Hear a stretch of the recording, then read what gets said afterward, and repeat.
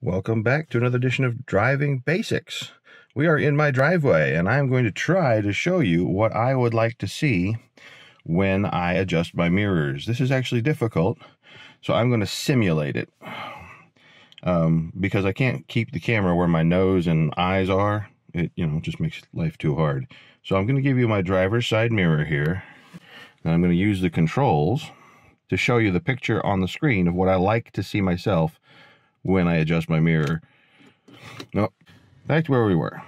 This is the mirror, obviously, and if I'm looking in the mirror, I tend to adjust my mirror outward until I can just barely see the hip or the rear quarter panel of the car, up and out till I can no longer see it.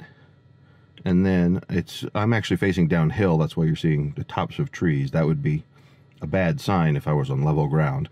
But that's why I actually use the quarter panel of the car as a reference point. So now I know, even though if I'm happen to be pointed nose down and tail up on this slope, I still know that what I'm seeing through my mirror is, in effect, a view of just outside my car.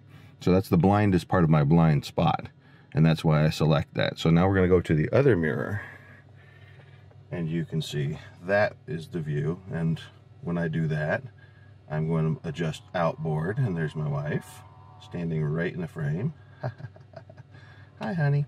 And you can see I'm adjusting it so that, again, I'm just barely seeing the quarter panel of the car, and I want to go a little bit higher there. And that's the view I want from my passenger side mirror. Now I'm going to adjust here. And this is funny because you see me driving the convertible a lot, and obviously we're not in that vehicle today. This is our Subaru. But I want to just typically, in most cars that have a rear window, you can squarely frame. As you can see, you can squarely frame the back windshield with your rear view mirror, and that's pretty much what I try to do, is get that squarely framed. So just quick review, trying to use the quarter panel of the car. That's about the view I want from my natural default driving position. And again, that's about the view I want from my natural default driving position on the side windows. Hope this helps. Thanks for joining us for Driving Basics. Cheers.